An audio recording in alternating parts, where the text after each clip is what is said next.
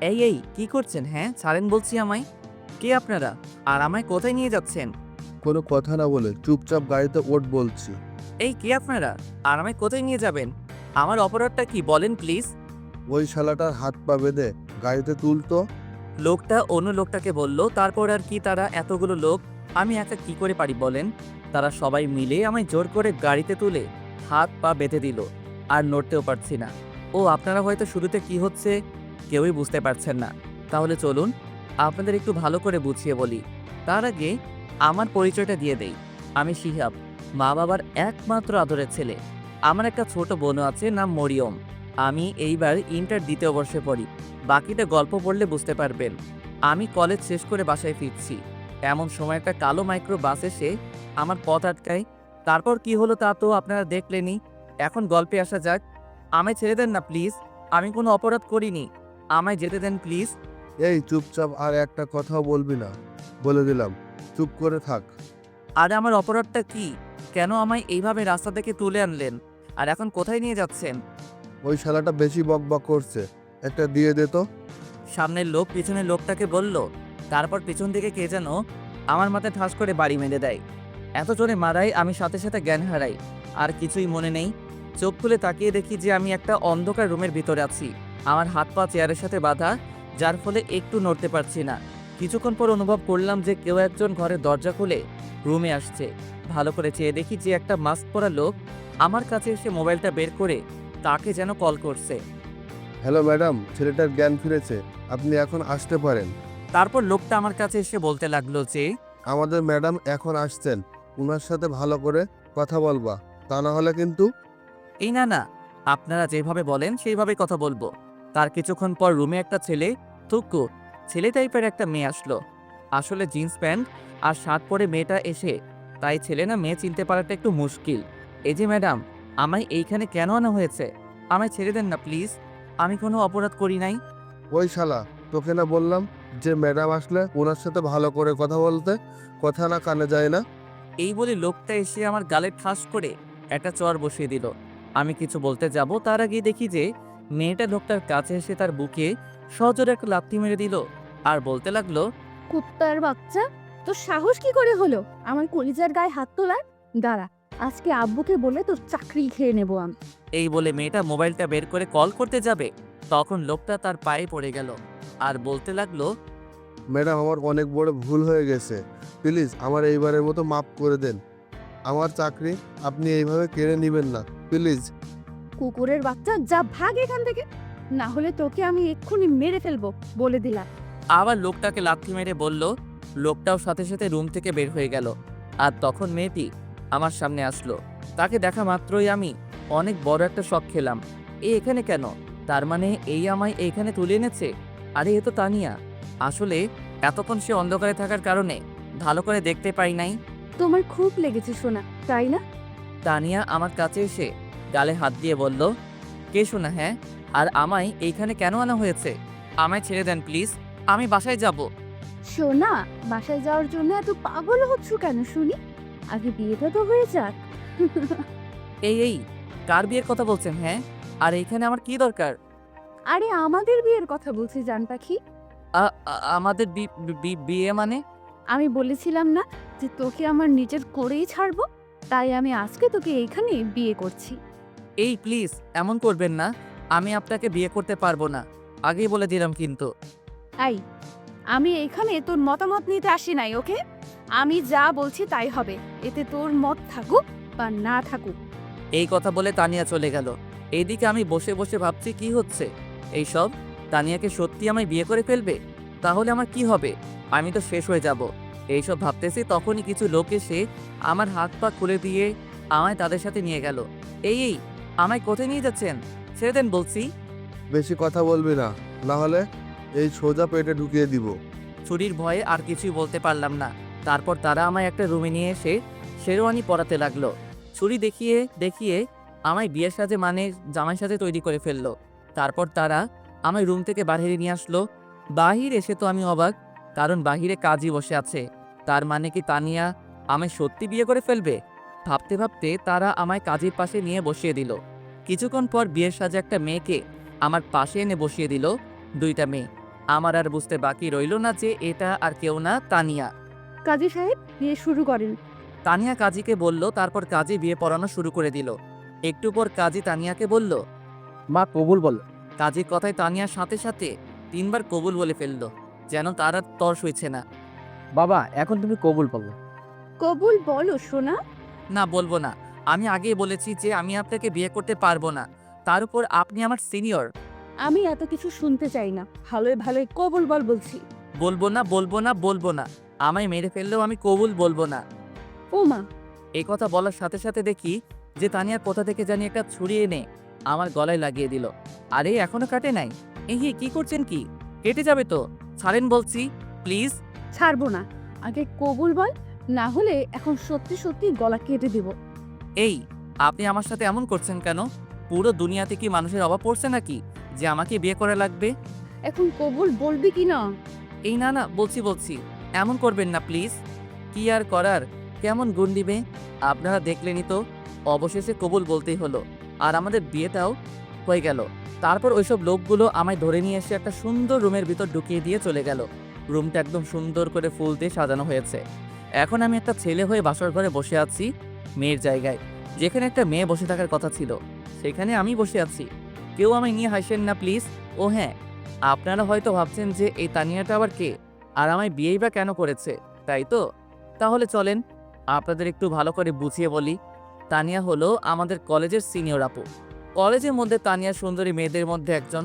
সে এইবার অনার্স প্রথম বর্ষে পড়ে, মানে সে আমার 1 বছরের বড়। তার বাবা এই শহরের ধনী ব্যক্তিদের মধ্যে একজন। কলেজে সে প্রথম দিন থেকে কেন জানি সে আমার পিছনে লেগে আছে। কিছুদিন আগেই সে পুরা কলেজ ক্যাম্পাসের সামনে আমায় প্রপোজ করে বসে, সে নাকি আমায় ভালোবাসে। কিন্তু সেই দিন আমি তাকে ফিরিয়ে দিয়ে বলি যে আমি আপনাকে ভালোবাসি না। তার উপর আপনি আমার সিনিয়র, আমাদের এইসব সমাজ মেনে নিবে না। আরও কত কি বলে চলে আসলাম। পিছন থেকে তার বলা কতগুলো এইটুকুই শুনতে পেলাম যে তোকে কি করে নিজের করতে হবে তা আমি ভালো করে জানি। শুনে রাখ, তোকে আমি একদিন সারা জীবনের জন্য নিজের করে নিব বলে দিলাম। এইসব কথায় কান্না দিয়ে চলে আসলাম। এরপর থেকে তাকে আর কলেজে রাখা যায়নি। তারপর আজকে কলেজ শেষ করে বাসায় আসার সময় একটা গাড়ি আমায় জোর করে তুলে নিয়ে আসে। তারপর কি হলো তা তো আপনারা জানেনই। এখন গল্পে আসা যাক। এইভাবে কিছুক্ষণ একা বসে রইলাম আর নিজেকে নিজে গালি দিতে লাগলাম যে কেন ওই দিন এইভাবে চলে আসলাম। এইসব কথা ভাবতেছি, ঠিক তখনই কেউ একজন দরজা খুলে রুমের ভিতরে আসলো। দরজা খোলা শব্দ পেয়ে সামনে তাকিয়ে দেখি যে তানিয়া কোণের সাজে মাথায় ইয়া বড় একটা ঘোমটা দিয়ে ঘরে প্রবেশ করেছে। তাকে দেখা মাত্র আমিও সাথে সাথে দাঁড়িয়ে পড়ি, আর সে আমার কাছে এসে যেই আমার পা ছুঁয়ে সালাম করতে যাবে, ঠিক তখনই আমি আমার পা সরিয়ে নেই আর বলি, এই, আপনি আমায় একদমই টাচ করবেন না বলে দিলাম। আমি আপনাকে কখনই মেনে নিব না বলে দিলাম। আমি একথা বলার সাথে সাথে দেখি যে তানিয়া তার ঘোমটা তুলেই আমার কাছে এসে আমার কলা চেপে ধরলো। তুই কি বললি? তোকে টাচ করব না তাই না? আমি তোকে 100 বার টাচ করব। আর তুই আমায় মেনে নিস আর নাই নিস, তাতে আমার কিছুই আসে যায় না। এখন দেখি তুই আমায় কি করতে পারিস। এই কথাগুলো বলেই সে আমার কলা ছেড়ে দিল। আপনি এই কাজটা একদমই ঠিক করেন নাই। আমার পরিবার বা আমার এই বিয়েতে মত আছে কিনা তা কি একবারও জিজ্ঞেস করেছেন? আমি তোকে আগেই বলে দিয়েছি যে তোর মত থাকুক আর না থাকুক, তাতে আমার কিচ্ছু আসে যায় না। ওই দিন যদি তুই আমার প্রপোজালটা অ্যাকসেপ্ট করে নিতি, তাহলে আজকে তোকে এইভাবে বিয়ে করতাম না। তোর পরিবারের সাথে কথা বলেই বিয়ে করতাম, সব তোর ভুলের জন্য। যা করেছেন একদমই ঠিক করেন নাই। আমি এর জন্য আপনাকে শিক্ষা দিব। আমি বাসায় যাচ্ছি, থাকেন আপনি। এই কথাগুলো বলে চলে আসতে যাব, ঠিক তখনই তানিয়া আমার হাত ধরে টান মেরে বিছানার উপর ফেলে দিয়ে আমার উপর চড়ে বসলো। বাসায় যাওয়ার জন্য এত পাগল হচ্ছ কেন সোনা? আগে বাসর রাতটা তো করে নেই। এই বাসর মানে কি? হ্যাঁ, ভালো হবে না কিন্তু। আপনি এই নিঃশ্বাস পিচ্ছি পোলাকে একা পেয়ে তার সুযোগ নিচ্ছেন? হ্যাঁ, এই তুই কি বললি? তুই নিষ্পাপ পিচ্ছি পোলা তাই না? কয়েকদিন পর বাচ্চার বাপ হবি, আর তুই নিজেকে পিচ্ছি বলছিস? লজ্জা করে না? ঠিকই তো বললাম। আর বাচ্চার বাপ হব মানে কি? হ্যাঁ, আমি বাচ্চা কই পাবো? কেন বাবু, কিছু বুঝো না নাকি? আগে বাসর রাতটা তো হোক, তারপর না হয় সব কিছু বুঝতে পারবা। আবার শয়তানি হাসি দিয়েই আমার দিকে এগিয়ে আসতে লাগলো। এই এই এই কি হচ্ছে? হ্যাঁ, আপনি এইভাবে কেন আমার দিকে আর কিছু বলার আগে তানিয়া তার গোলাপি ঠোঁট জোড়া দিয়ে আমার ঠোঁট দখল করে নিল। যার ফলে আর কিছু বলতে পারছি না। তানিয়া আমায় অনেকক্ষণ ধরে কিস করছে আর পিছনে চুলগুলো খামচে ধরছে। অনেকক্ষণ চেষ্টা করলাম নিজেকে আটকানোর, কিন্তু তার মিষ্টি ঠোঁটের ছোঁয়াতে আর পেরে উঠতে পারলাম না। আমিও তার সাথে রেসপন্স দিতে থাকলাম।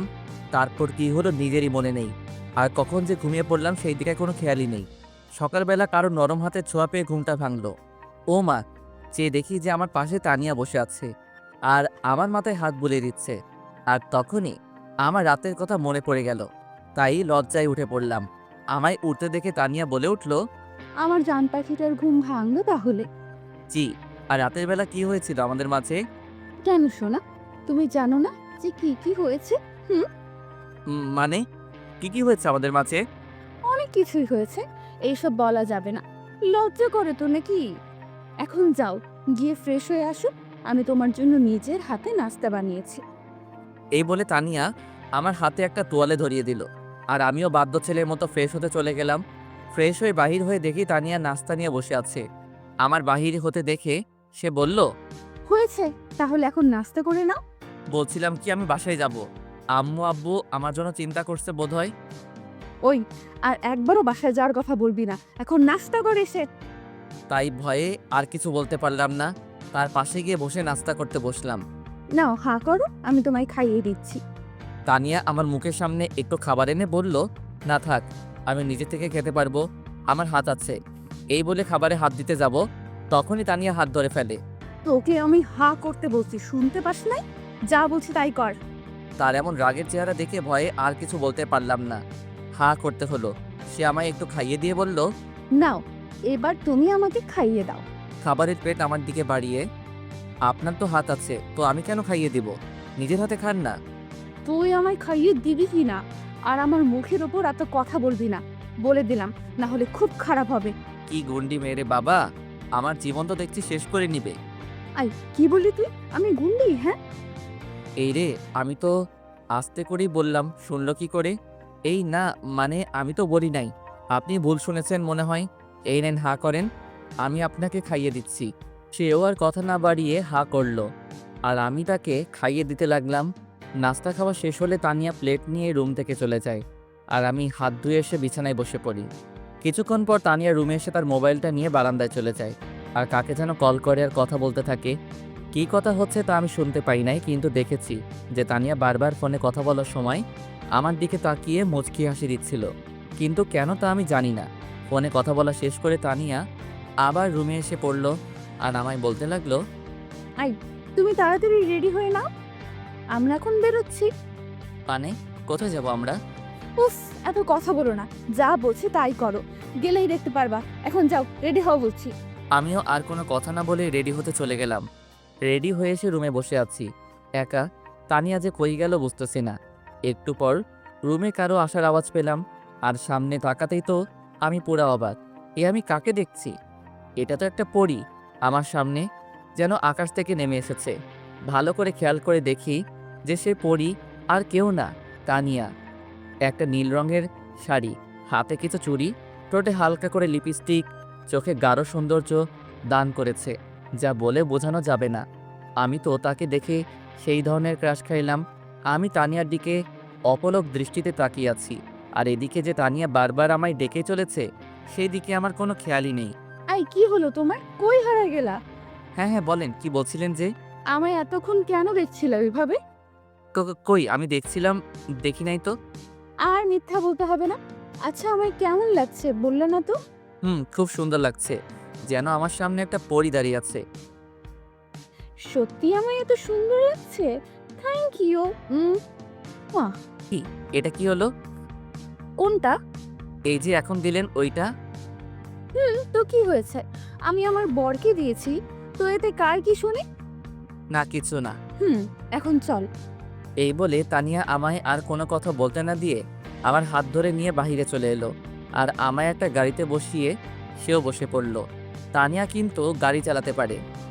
আমরা এখন কোথায় যাচ্ছি? সেখানে গেলেই দেখতে পাবা। বলেন না প্লিজ, কোথায় যাচ্ছি? এক চুপ করে বসে থাকতো, এত কথা বলিস কেন? হ্যাঁ, আর একটা কথাও বলবি না, বলে দিলাম। তার এমন রাগী চেহারা দেখে ভয়ে আর কিছু বলতে পারলাম না, চুপ করে বসে রইলাম। প্রায় 1 ঘন্টা পর একটা বাড়ির সামনে এসে তানিয়া গাড়ি থামালো, আর আমায় নামতে বলল। আমি গাড়ি থেকে নেমে তো পুরাই অবাক। এ আমি কি দেখছি?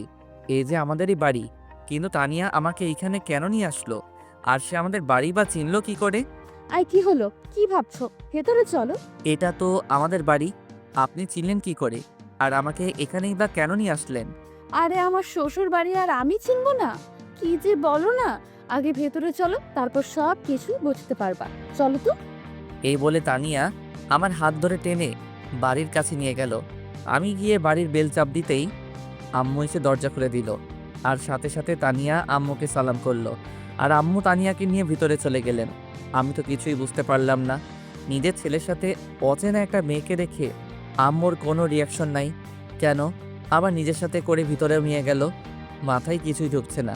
আর এদিকে যে নিজের ছেলে দাঁড়িয়ে আছে, সেই দিকে কোনো খেয়ালই নেই। এইসব কথা ভাবতেছি, ঠিক তখনই তানিয়া এসে আমায় ডাক দিল। এই তোমার আবার কি হলো? ভিতরে আসবা না নাকি এইখানেই দাঁড়িয়ে থাকবা? চলেন। আর আম্মু আপনাকে আমার সাথে দেখে কোনো রিয়াক্ট করলো না কেন? আরে তুমি আগে ভেতরে চলো তো, তারপর সব বুঝতে পারবা। জি চলেন। এখন থেকে আমায় তুমি করে বলবা, ওকে? কেন? আপনি তো আমার বড়, তাই আমি আপনি করেই বলবো। কি বললি তুই? না না, মানে আমি বলছি যে তুমি করেই বলবো। এই তো গুড বয়। আর ভেতরে গিয়ে আমি যা যা বলবো আমার সাথে হ্যাঁ উত্তর দিবা, ওকে? আর যদি ন করো তো? এই না, আপনি থুকু, তুমি যা বলবা তাই করব। হুম, এখন ভেতরে চলো। এই বলে তানিয়া আমার হাত ধরে ভিতরে নিয়ে গেল। ও মা! ভিতরে যাওয়ার পর তো আমি আরো বড় শক খেলাম। আমি দেখি যে ভিতরে আব্বু আম্মুর সাথে তানিয়া এর বাবা আর একজন মহিলা বসে আছে। তানিয়ার আম্মু হবে। তানিয়ার বাবা প্রায়ই কোনো না কোনো কাজে আমার কলেজে আসেন, তাই আমি ওনাকে চিনি। কিন্তু এরা এখানে কেন? মানে আমার আর তানিয়ার যে বিয়ে হয়েছে, এরা কি জেনে গেছে? তানিয়া কি আমায় ফাঁসিয়ে দিবে? এখন এসব কথা ভাবতেছি, ঠিক তখনই তানিয়া বলে উঠল। কি ভাবছো, বাবা মার সাথে কথা বলবো না নাকি? ও হ্যাঁ, ভুলেই গেছি। এই বলে আমি তানিয়ার বাবা মার কাছে গেলাম। আসসালামু আলাইকুম আঙ্কেল, কেমন আছেন? ওয়ালাইকুম আসসালাম। হ্যাঁ বাবা, ভালো আছি। তুমি কেমন আছো? জি আঙ্কেল, আমিও ভালো আছি। আন্টি আপনি কেমন আছেন? হ্যাঁ বাবা, আমি ভালো আছি। আর আঙ্কেল আন্টি করে কেন বলছো? আমাদের বাবা মা বলেই ডাকবা। আমরা তো এখন তোমার শ্বশুর শাশুড়ি, তাই না? তাদের কথা শুনে তো যেন কথা বলার ভাষাই হারিয়ে ফেলেছি। আমি যা যা ভেবেছি তার তো কোনো লক্ষণই দেখা যাচ্ছে না। সব যেন আমার মাথার উপর দিয়ে যাচ্ছে, কিছুই বুঝতে পারছি না। তারপর নিজেকে সামলিয়ে নিলাম। পরে আরও একটু কথা বলে সেখান থেকে চলে আসলাম। আর এসেই সোজা রান্নাঘরে আম্মুর কাছে চলে আসলাম। এসেই আম্মু, এসব কি হচ্ছে এখানে? কই কি হচ্ছে? কি হচ্ছে মানে? আমার সাথে করে যে আমি একটা অপরিচিত মেয়েকে নিয়ে ঘরে ঢুকলাম, তা দেখে তোমাদের কারো কোনো রিয়াকশন নাই কেন? মেয়েটা কে? কোথায় থাকে? সেই কথা তো তোমরা কেউই বললা না একবারও। আর আমাদের ঘরে দুইজন কে এসেছেন, তাদেরকে চিনো? বলবো কেন শুনি? মেয়েটা যে আমার ছেলের বউ, এটা তো আমরা সবাই জানি। আর এরা তো তানিয়ার বাবা মা। তার চেয়ে বড় কথা, তানিয়ার বাবা আর তোর বাবা সেই ছোট্টবেলার বন্ধু ছিলেন। আর তারাও চেয়েছিলেন যে বড় হলে তোর আর তানিয়ার বিয়ে দিবেন। কিন্তু তার আগেই যে তুই এমনটা করবি আমাদের সাথে, এটা কে জানে? এতক্ষণ ধরে আম্মুর কথা শুনে তো আমার মাথা ঘোরানো শুরু করছে। তারপর আবার আম্মুর কথা শুনে অবাক হয়ে বললাম, আম্মু, আমি আবার তোমাদের সাথে এমনটা করলাম মানে? কি করলাম আমি? কি করিসনি? হ্যাঁ, তুই আর তানিয়া যে একে অন্যকে ভালোবাসি সেটা আমাদের আগে বললে কি হতো? এর জন্য কি পালিয়ে বিয়ে করতে হবে নাকি আমাদেরকে? একবারের জন্য কি তোর বলার প্রয়োজন মনে হলো না? আমরা কি কখনো তোর কথা ফেলেছি? তুই বল। আম্মু একটু কাঁদো কাঁদো গলায় বললেন কথাগুলো। আম্মুর কথা শুনে তো আমার জ্ঞান হারানোর পালা। কি বলছেন আম্মু এসব? আম্মু, এসব কি বলছো? আমি আবার কখন পালিয়ে বিয়ে করলাম? তানিয়াই তো আমায় আর কিছু বলতে যাব তখনই তানিয়া এসে আমার সামনে দাঁড়ায় আর আমার দিকে অগ্নিমূর্তি হয়ে তাকিয়ে আছে, যা দেখে আমার অনেক ভয় করছে। বুঝতে পেরেছি এখন এইখানে সত্যিটা বলে দিলে পরে আমার কপালে শনি দশা আছে। কি রে, চুপ হয়ে গেলি কেন? বল, কি যেন বলছি? তানিয়া তোকে? হ্যাঁ হ্যাঁ বলো, আমি তোমায় কি? আরে তানিয়া, তুমি এখানে কেন? না আম্মু, ভাবলাম আপনাকে একটু রান্নাতে হেল্প করি, তাই আর কি। আরে তার কোনো প্রয়োজন হবে না, তুমি যাও তো রুমে গিয়ে রেস্ট নাও। এই তোর আবার কি হলো? কিছু বলছিস না কেন? না মানে বলছিলাম কি, এভাবে তোতলাচ্ছিস কেন? ভালো করে বল তো কি বলবি? না আম্মু, কিছু বলবো না। এমনি বলছিলাম যে আমি একটু রুমে যাই, অনেক ক্লান্ত লাগছে শরীরটা। কথা ঘুরিয়ে ফেললাম, না হলে আমার যে কি হবে বুঝতেই তো পারছেন। আচ্ছা যা। আর তানিয়া মামুনি তুমিও গিয়ে একটু রেস্ট নাও। যাও। আচ্ছা আম্মু। এইদিকে আমি রুমে আসতেই একটু পর তানিয়া এসে ঠাস করে দরজা লাগিয়ে দিল। তাকিয়ে দেখি যে সে আমার দিকে রাগী লোক নিয়ে চেয়ে আছে। এ এইভাবে কেন চেয়ে আছেন? আমার ভয় করছে তো। একটু ভয়ে ভয়ে কথাটা বললাম। এদিকে তানিয়ার সাথে সাথে আমার কাছে এসে অনেক জোরে আমার কলারটা চেপে ধরলো আর বলতে লাগলো, এই, তুই আম্মুকে কি বলতে চেয়েছিলি? হ্যাঁ, "আ, আমি কই কি বলতে চেয়েছিলাম? কই কিছু না তো।" না না, আমি শুনেছি যে তুই কিছু বলতে চেয়েছিলি। তোকে আমি নিষেধ করার পরেও তুই সবাইকে সত্যি বলতে চাইছিলি না? বল। এই কি করছেন? আমার লাগছে তো, ছাড়েন প্লিজ। ছাড়বো না, আগে বল কি বলতে চেয়েছিলি তুই? ভাবি কেমন আছো তুমি? ও সরি, ফুল টাইমে এসে পড়লাম মনে হয়। পিছন থেকে আমার বোন মরিয়ম বলে উঠল কথাটা। আরে মরিয়ম, তুমি? হ্যাঁ, আমি ভালো আছি। আচ্ছা মরিয়ম, তুমি একটু পরে আসো কেমন? এখন আমি একটু তোমার ভাইয়ের ক্লাস নিব। মরিয়ম কিছু বলার আগেই আমি বললাম, না বোন, তুই যাস না। এই ভাইটাকে ছেড়ে তোর ভাইকে, এই ডাইনিটা ঠুকু, এই মেয়েটা মেরে ফেলবে। কি? আমি ডাইনি না? দাঁড়া দেখাচ্ছি মজা। মরিয়ম, তুমি একটু পরে আসো তো, যাও এখন। আচ্ছা ভাবি, আপনি ভাইয়ের ক্লাস নেন ভালো করে। এই বলে মরিয়ম মিটমিট করে হেসে চলে গেল। আর এইদিকে চেয়ে দেখি যে তানিয়া রাগে একদম আগুন হয়ে যাচ্ছে, যেন আমায় এক্ষুনি আস্ত গিলে খাবে।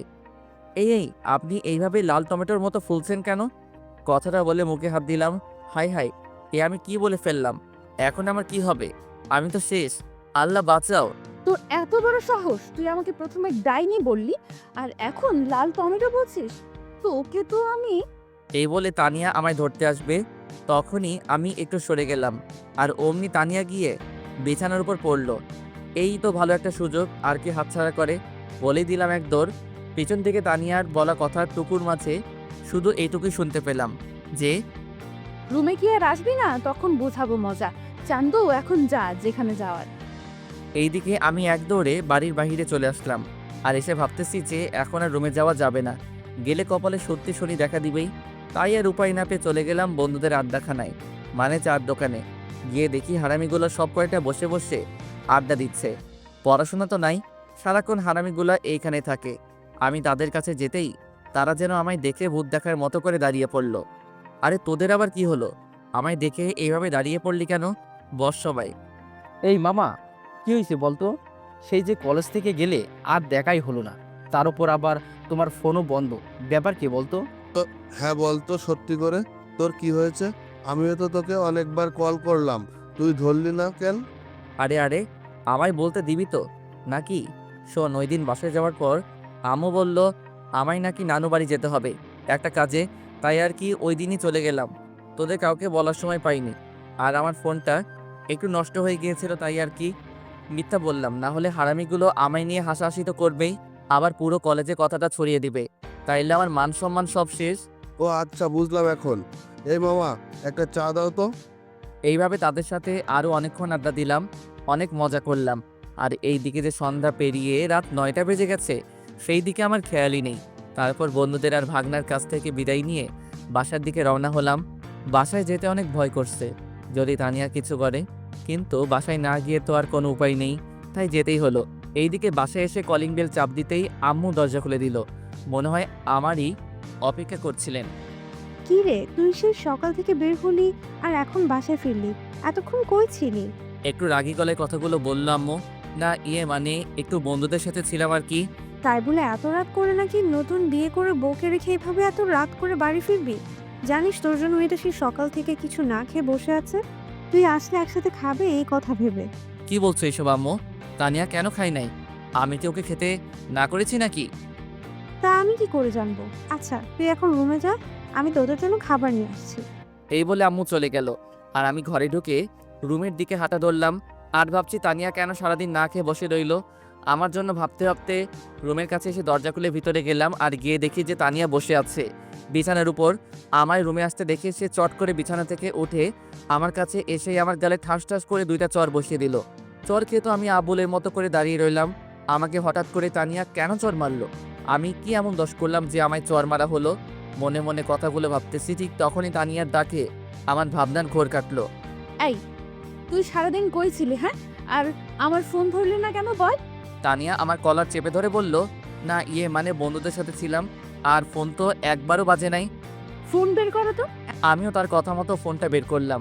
ফোনের স্ক্রিনের দিকে তাকাতেই আমার চোখ কপালে ওঠার পালা, কারণ আমি দেখি যে ফোনে প্রায় 100টারও বেশি কল এসেছে। একটা আননোন নাম্বারে, হয়তো এটা তানিয়ার নাম্বার। এতবার ফোন দিলাম ধরলি না কেন বল? মানে ফোনটা সাইলেন্ট করা ছিল তো, তাই আর বুঝতে পারিনি, সরি। কালকে থেকে আর বিকেলে বের হতে পারবি না, আর গেলেও আমায় বলে যাবি। আর সন্ধ্যা হওয়ার আগেই বাড়ি ফিরতে হবে, মনে থাকবে তো? বললে হলো নাকি?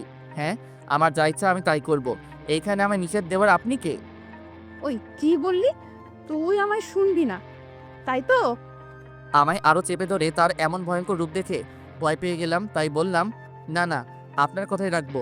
আপনি যেভাবে বলেছেন সেইভাবেই চলবো। এই তো গুড বয়। আর কিছু বলার আগেই আম্মু রুমে আসলেন খাবার প্লেটটা হাতে নিয়ে। এই নে তানিয়া, আজকে সারাদিন ধরে কিছুই খাইনি, আর তুইও তো খাসনি। নে তোরা দুজনই খেয়ে নে। আম্মু আমার হাতে খাবার প্লেটটা দিয়ে চলে গেল। এই, আপনি সারাদিন ধরে কিছু খান নাই কেন? কি করে খাবো, তুমি যে ঘরে ছিলে না? আর আমি এখন থেকে তোমায় ছাড়া খাবো না। আচ্ছা এই নেন, এখন খেয়ে নেন। খাবো মানে তুমি নিজ হাতে আমায় খাইয়ে দাও। দেখেন আমি এসব পারবো না, নিজের হাত আছে নিজেই খেয়ে নিন। তুই খাইয়ে দিবি কি না? তার রাগী চেহারা দেখে আর কিছু বলতে পারলাম না, বাধ্য হয়ে তাকে খাইয়ে দিতেই হলো। অর্ধেক খাওয়া শেষ হলে তানিয়া বলে উঠল, তুমিও তো সারাদিন ধরে কিছুই খাও নাই, দাও প্লেট আমার কাছে দাও, আমি তোমায় খাইয়ে দিচ্ছি। আমার কাছ থেকে প্লেটটা নিয়ে, না না, আমায় খাইয়ে দেওয়া লাগবে না, আমি নিজেই খেতে পারবো, আপনি খেয়ে নেন। বারবার আমার মুখের ওপর কথা বলিস কেন হ্যাঁ? আমি যা বলি তাই শুনবি। আমি কিছু না বলে মাথা নিচু করে বসে রইলাম। আর আমি বললাম না যে আমায় তুমি করে বলবা? এরপর থেকে যদি তোমার মুখ থেকে আপনি শব্দটা শুনি তাহলে বুঝবা। আচ্ছা তুমি করে বলবো। তারপর আর কোনো কথা না বলে সে আমায় খাইয়ে দিতে লাগলো। আমিও বাধ্য ছেলের মতো করে তার হাতেই খাবারটা খেলাম। খাওয়া শেষ হলে আমি নিচে গিয়ে প্লেটটা ধুয়ে আবার উপরে এসে পড়লাম। এসে দেখি যে তানিয়া রুমে নেই, হয়তো ওয়াশরুমে গেছে। তাই আমি আর কিছু না ভেবে বিছানায় গিয়ে শুয়ে পড়লাম। একটু পর দেখি তানিয়া ওয়াশরুম থেকে বের হয়ে আসলো। আমি সেই দিকে না তাকিয়ে ওপাশ হয়ে শুয়ে রইলাম।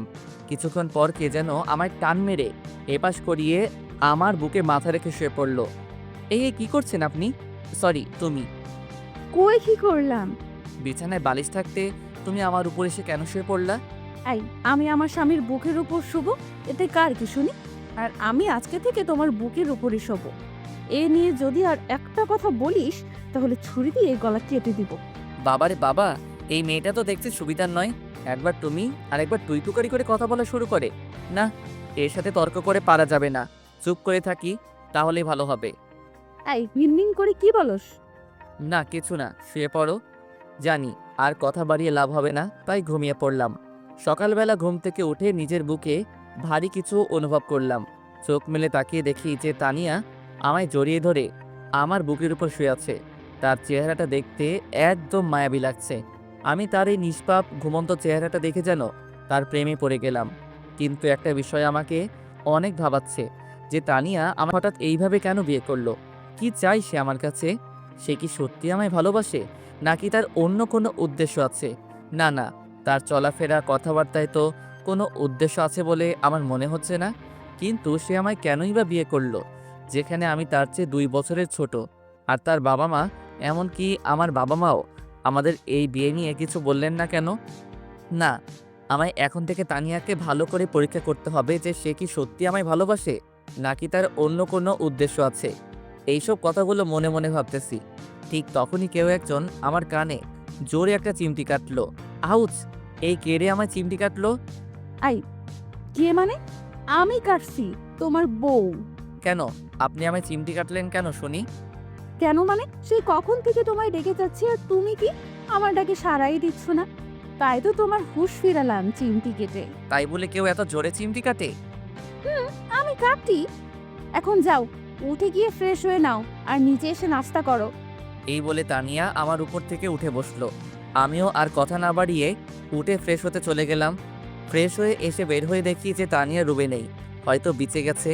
তাই আমিও নিচে নাস্তা করতে চলে গেলাম। নিচে এসে দেখি যে সবাই খাবার টেবিলে বসে নাস্তা করতেছে। আম্মু আমায় আসতে দেখে বলল, কি রে, তুই এসেছিস? আয় বস। আমিও গিয়ে সোজা টেবিলে বসে পড়লাম। তানিয়া আমাদের সবাইকে খাবার বেড়ে দিচ্ছে আর আমরা খাচ্ছি। তখনই আম্মু বলে উঠল, তানিয়া, তুমিও বসে পড়ো আমাদের সাথে।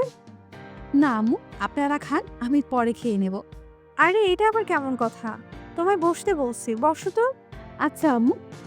এই বলে তানিয়া এসে আমার পাশের চেয়ারে বসে পড়ল। তারপর খাওয়া দাওয়া শেষ করে রুমে এসে রেডি হতে লাগলাম কলেজ যাব বলে। ঠিক তখনই তানিয়া রুমে এসে হাজির। তুমি কোথাও বের হচ্ছ নাকি? কলেজে যাব। আচ্ছা একটু ওয়েট করো, আমিও রেডি হয়ে নিচ্ছি, একসাথেই যাব। মানে তুমি কই যাবা? কেন, কলেজে? তো যাও না, আমার কি, আমি নিয়ে যেতে পারবো না। আই কি বললি? আবার বল তো। তোকে কই কিছু না তো। না না, তুই কিছু বলেছিস আমি শুনেছি।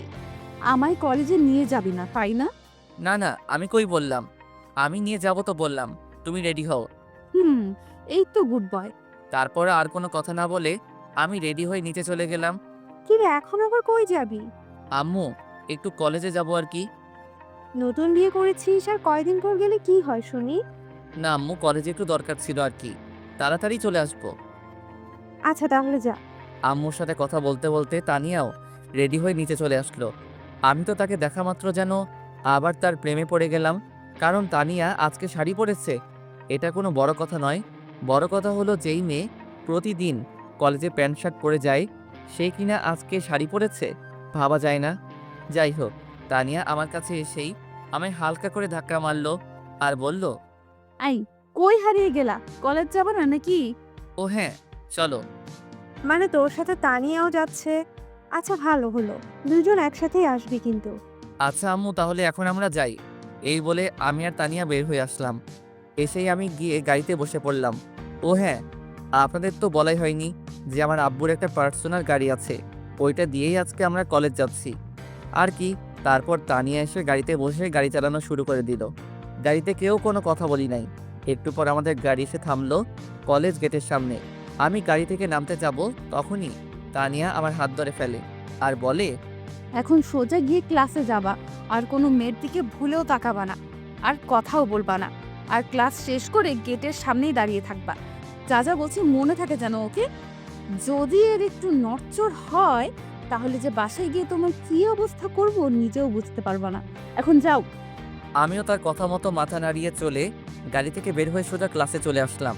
ক্লাসে আসার সময় আমাদের আড্ডা দেওয়ার জায়গায় আমার সব ফ্রেন্ডরা আমায় দেখে ডাকছিল, কিন্তু কি করার, তানিয়ার কথা মতো যদি না চলি তাহলে কপালে যে কি হবে নিজে জানি না।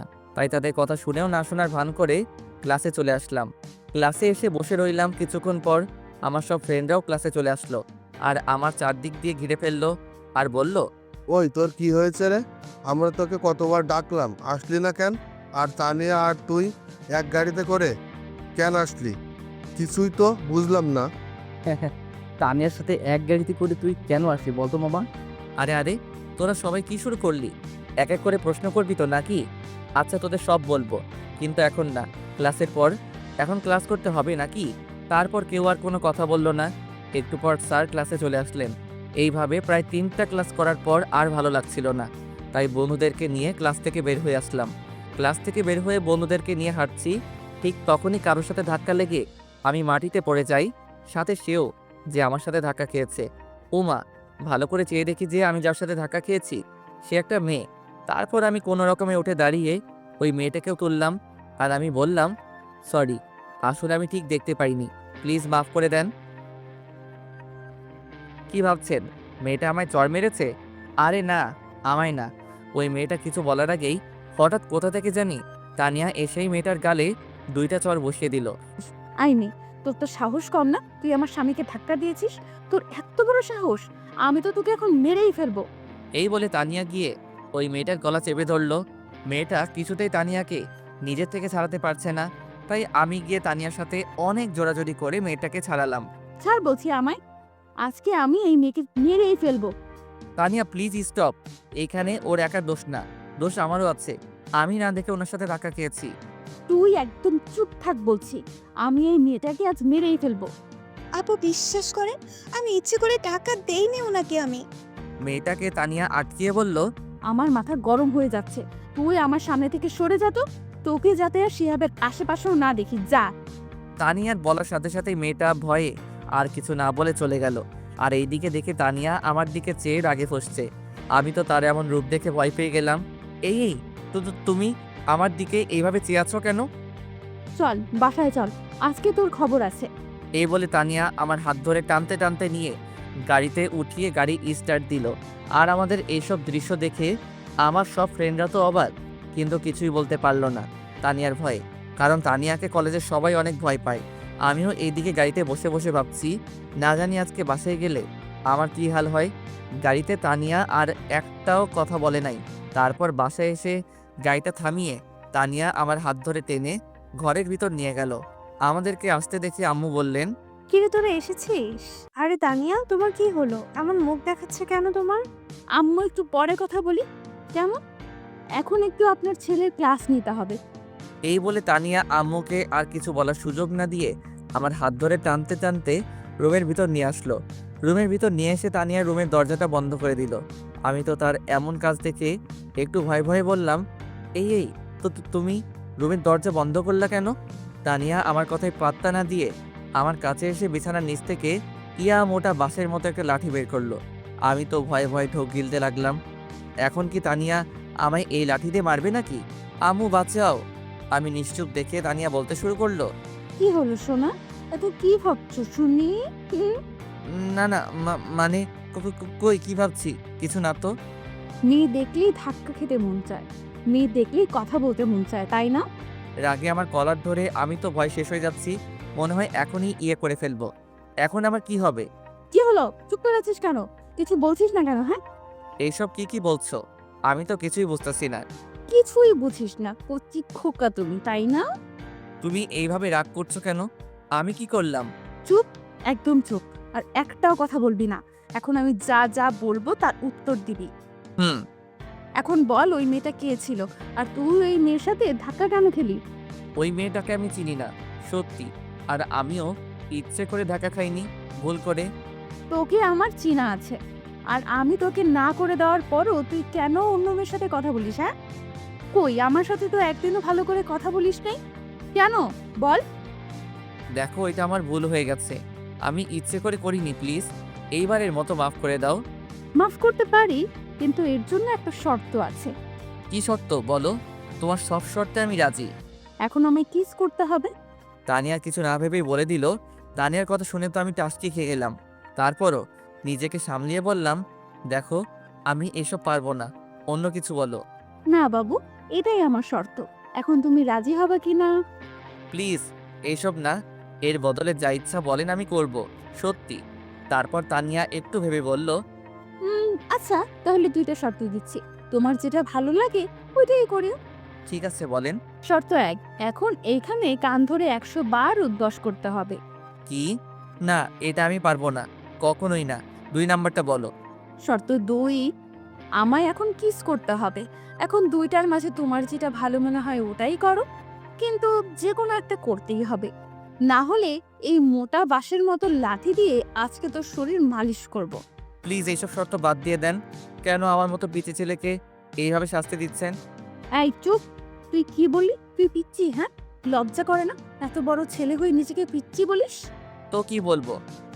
কিছু বলতে হবে না, এখন আমার যে কোনো একটা শর্তে রাজি হয়ে যা তাড়াতাড়ি, না হলে এটা দিয়ে এমন জায়গায় মারবো না, ভবিষ্যৎ অন্ধকার করে ফেলবো। হাই হাই বলে কি? আল্লাহ, আমারে উঠাই নাও। আমায় মেরে নাকি ভবিষ্যৎটা অন্ধকারে করে ফেলবে? না না, এর কথা ঠিক নাই। সত্যি সত্যি কিছু একটা করে ফেলবে যদি শর্তে রাজি না হই। কিন্তু 100 বার উঠবস করলে তো আমি শেষ হয়ে যাব। তার চেয়ে একটা কিসই করে দেই। এই কি হলো, কোথায় হারিয়ে গেলা? শর্তের কথা মনে আছে তো? এখন বলো কোনটা করবে ঠিক করলা? আচ্ছা, আমি তোমাকে কিস করব, কিন্তু গালে, শুধু একটাই। সত্যি? আচ্ছা ঠিক আছে, এখন কিস দাও। খুশি হয়ে তার গালটা আমার দিকে এগিয়ে এনে বলল, কি আর করার, যদি কিস না করি তো আর এইখান থেকে যেতেই পারবো না, তাই আর উপায় না পেয়ে কিস করতেই হবে। তারপর আমি আস্তে আস্তে করে তার গালের দিকে আমার ঠোঁট নিয়ে যাচ্ছি। এরপর তার গালের একেবারে পাশে আসার পরই আমি আমার চোখটা বন্ধ করে ফেলি। তারপর যেই তাকে কিস করতে যাব তখনই সে আমার দিকে ঘুরে ফিরে, যার ফলে তার ঠোঁটের সাথে আমার ঠোঁট এক হয়ে যায়। এমন কিছু যে হবে তা আমার জানাই ছিল না। এর জন্য তো আমি অনেক বড় একটা শক খেলাম। আর এদিকে তানিয়া আমায় শক্ত করে ধরে আছে আর কিস করছে, যার ফলে আমি একটু নড়তে পারছি না। প্রায় 3 মিনিট কিস করার পর তানিয়া আমায় নিচ থেকে ছেড়ে দিল। ছেড়ে দিয়ে দুজনে হাঁপাতে লাগলাম। আর তানিয়ার দিকে তাকিয়ে দেখি ও লজ্জায় একদম লাল হয়ে গেছে। আমিও লজ্জায় আর তার দিকে তাকালাম না। তারপরে বললাম, এই এটা কি হলো? হ্যাঁ, কোনটা? এই যে আমি তোমার গালে কিস করতে যাচ্ছিলাম তখনই তুমি, এটা কি হলো? তো কি হয়েছে? নিজের বউকেই তো করেছো, নাকি অন্য মেয়েকে করেছো শুনি? তাই বলে এইভাবে? এইগুলো ঠিক না কিন্তু। কোনটা ঠিক আর কোনটা ব্যাঠিক এটা আমার জানা আছে, তোমার বলে দিতে হবে না। কাজটা কিন্তু একদম ঠিক করলা না। ও আচ্ছা তাই, ওকে তাহলে আসো আবার করি, এবার ভালো করেই দিব। এই বলে তানিয়া আমার দিকে এগোতে লাগলো আর আমি পিছাতে লাগলাম। আমি যত পিছাচ্ছি তানিয়া ততই আমার দিকে এগোচ্ছে। আমি তো ভয় শেষ। তারপর হঠাৎ আমার পিঠ দেয়ালের সাথে লেগে যায় আর আমি আটকে যাই। আর এইদিকে তানিয়াও আমার কাছে চলে এসেছে। তানিয়ার গরম নিঃশ্বাস আমার মুখের উপর পড়ছে আর বুকটা দুক দুক করছে। এইদিকে তানিয়া আমার একদম কাছাকাছি চলে এসেছে। তারপর যেই আমায় সে কিস করতে যাবে তখনই কে যেন দরজায় টোকা দিল। উফ, যাক বাবা, বাঁচা গেল, মনে মনে বললাম আমি। তানিয়া গিয়ে দরজাটা খুলে দিল। তাকে দেখি মরিয়ম এসেছে। আরে মরিয়ম যে, কবে আসলা? আসলে মরিয়ম পড়াশোনার জন্য অন্য জায়গায় থাকে, কিছুদিন পর পর আমাদের এখানে আসে। এই তো ভাবি একটু আগে আসলাম, তোমাদের কাউকে দেখতে পাচ্ছি না, তাই এখানে চলে আসলাম। তোমরা কি এখন বিজি নাকি? আরে না, বিজি কেন হব, তুমি ভিতরে আসো। এই বলে তানিয়া মরিয়মকে ভিতরে আনলো। তো ভাবি কলেজ থেকে এসে তুমি নাকি ভাইয়াকে নিয়ে সোজা রুমে এসে পড়েছিলে, আর নাকি বের হওনি কেন?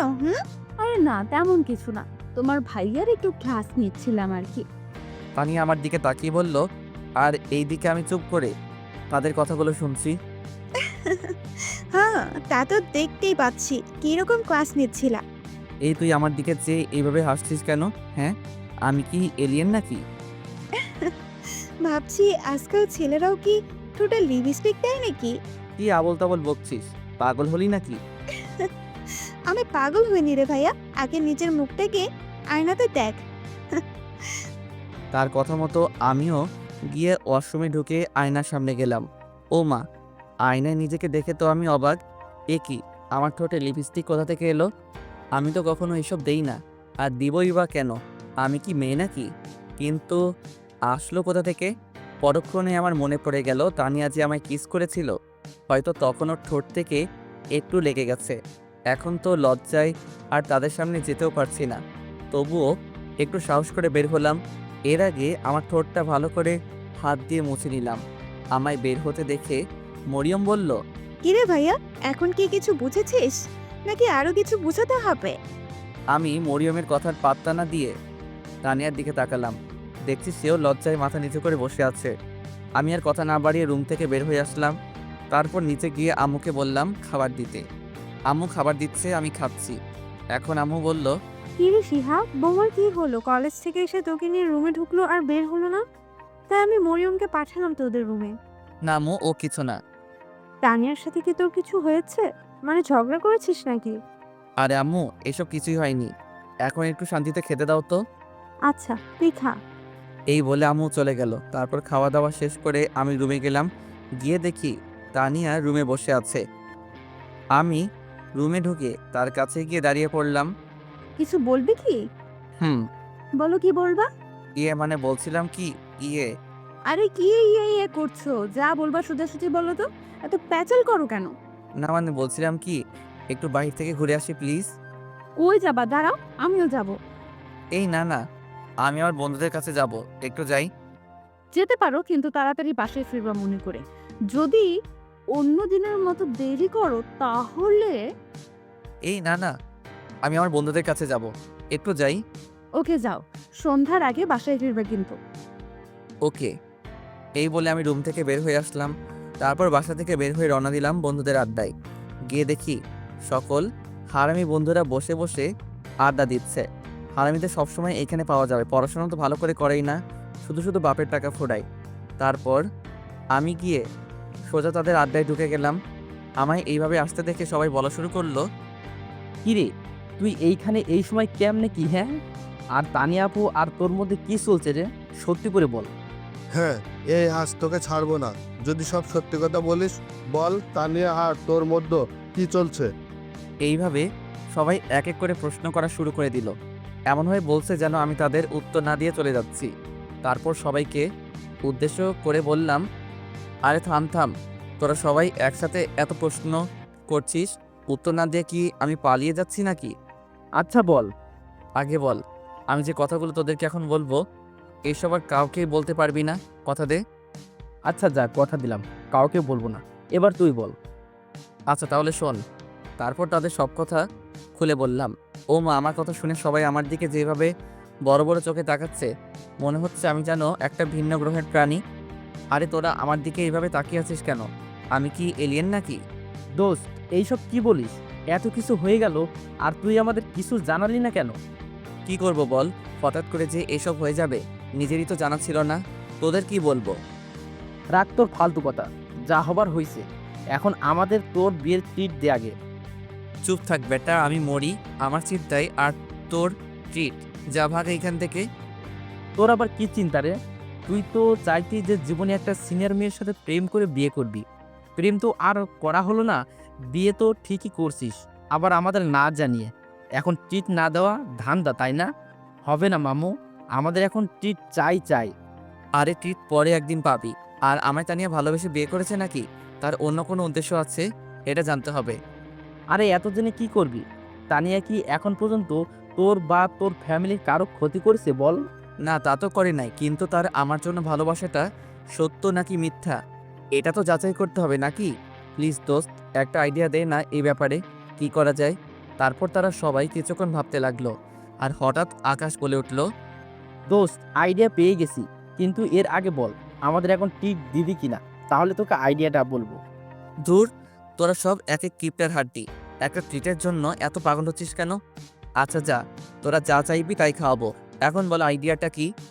আচ্ছা তাহলে শোন, এখন থেকে তুই তানিয়াকে প্রতিদিন এড়িয়ে চলবি, ওর সাথে ভালো করে কথা বলবি না, সব সময় ওর কাছ থেকে দূরে থাকবি। এক কথায় তুই তাকে সব সময় ইগনোর করে চলবি। এতে যদি সে সব কিছু সহ্য করে নেয়, তাহলে বুঝবি যে সে তোকে সত্যি ভালোবাসে, আর পরে তুই তাকে মেনে নিবি। তার কথাগুলো শুনে আমি অনেকক্ষণ ধরে ভেবে বললাম, তুই ঠিকই বলেছিস, এটাই করতে হবে এখন থেকে। আচ্ছা দোস্ত, আজকে যাই, অন্য একদিন কথা হবে। এই বলে আমি উঠে যেতে লাগলাম।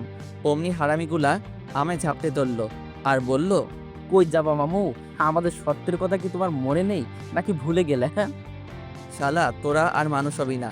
আচ্ছা কি খাবি খেয়ে নে, এইখান থেকে আমি বিল দিয়ে দিব। তারা এইখানে কি খাবো? হ্যাঁ চল, ভালো একটা রেস্টুরেন্টে গিয়ে বসি। বন্ধু সত্যি আজকে পকেটে টাকা নাই রে, অন্য একদিন তোদেরকে খাওয়াবো। সত্যি আজকে এখানে কিছুই খেয়ে নে প্লিজ। আরে একটু অ্যাক্টিং করে বললাম, আসলে সব টাকা বাসায় রেখে এসেছি। জানি এইখানে আসলে হারামিগুলা ঝাপটে ধরবে। আচ্ছা তাহলে ঠিক আছে, এইখানেই আজকের খাওয়াই খেয়ে নেই। তারপর তারা সবাই মিলে যার যা ইচ্ছা তাই খেলো। অবশেষে 300 টাকার বিল উঠালো হারামিগুলা। কি আর করার, বিল তো আমায় দিতে হবে। তারপর বিল দিয়ে তাদের সাথে আরও অনেকক্ষণ ধরে বসে আড্ডা দিলাম। রাত প্রায় 8:30। তখনই মনে পড়লো তানিয়ার কথা। হায় আল্লাহ, আজকে আমি শেষ। না জানি এখন বাসায় গেলে তানিয়া কি না কি করবে আমায়। তারপর বন্ধুদেরকে বলে সেখানে চলে আসলাম আর সোজা বাসার দিকে হাঁটা ধরলাম। প্রায় কিছুক্ষণ পর বাসায় চলে আসলাম। বাসায় এসে বেলটা চাপ দিতেই তানিয়া এসে দরজা খুলে দিল আর বলল, ওই এতক্ষণ কই ছিলি? হ্যাঁ, তোকে না বললাম যে সন্ধ্যার আগেই বাসায় ফিরবি? অনেক রেগে গেছে তাই তুই করে বলছে। আমি তার কথায় কোনো সাড়া না দিয়ে রুমে চলে আসলাম। কিছুক্ষণ পর তানিয়া রুমে চলে আসলো আর এসেই আমায় জিজ্ঞাসা করতে লাগলো, কি হলো, তুমি আমার কথার উত্তর না দিয়ে চলে আসলে কেন? দেখেন আমি আপনার কোনো প্রশ্নের উত্তর দিতে বাধ্য নই, ওকে? সো প্লিজ আর আমায় এই নিয়ে কিছু জিজ্ঞাসা করবেন না। বন্ধুদের কথা মতো ওকে ইগনোর করে চলছে আর কি, কিন্তু তার সাথে এইভাবে কথা বলতে সত্যি আমারও অনেক ভয় করছে। তোর কি হয়েছে রে? আমায় আপনি করে বলছিস কেন? আর আমার সাথে এইভাবে কথা বলছিস কেন? তানিয়া এসে আমার কলার ধরে তার মুখের কাছে নিয়ে বলল, দেখেন, আমার কলারটা ছাড়েন। আর আপনি আমার বড়, তাই সম্মান দিয়ে আপনি করে কথা বলছি, আর কিছুই না। এই বলে আমি তাকে ঝাড়ি দিয়ে নিচ থেকে ছাড়িয়ে নিলাম। তাকে আর কোনো কথা বলার সুযোগ না দিয়ে আমি ফ্রেশ হতে চলে গেলাম। ফ্রেশ হয়ে এসে বের হয়ে দেখি তানিয়া আগের জায়গায় ঠায় দাঁড়িয়ে আছে। তাতে আমার কি? আমি আর তাকে কিছু না বলে নিচে চলে আসলাম। রাতের খাবার খেতে নিচে গিয়ে দেখি মা, বাবা আর মরিয়ম সবাই খাবার টেবিলে বসে আছে। তাই আমিও সোজা গিয়ে একটা চেয়ার টেনে বসে পড়লাম। আমায় আসতে দেখে আম্মু বলল, কি রে, তুই একা একা চলে এলি কেন? তানিয়া কই? আম্মু, ও একটু পরে আসবে, তুমি আমায় খাবার দাও তো, অনেক খিদে লেগেছে। আচ্ছা, আমি দিচ্ছি। তারপর আম্মু আমাকে খাবার দিতে লাগলেন। একটু পর দেখি তানিয়াও নিচে চলে আসছে। তাই আমি তাড়াতাড়ি করে খাবার শেষ করতে লাগলাম। আমার খাওয়া শেষ হয়ে গেলে আমি উপরে চলে আসি। আসার সময় তানিয়ার দিকে খেয়াল করে দেখি ওর মুখটা কেমন জানি দেখাচ্ছে। মনে হয় আমার কথাগুলো অনেক কষ্ট পেয়েছে। পাক, তাতে আমার কি?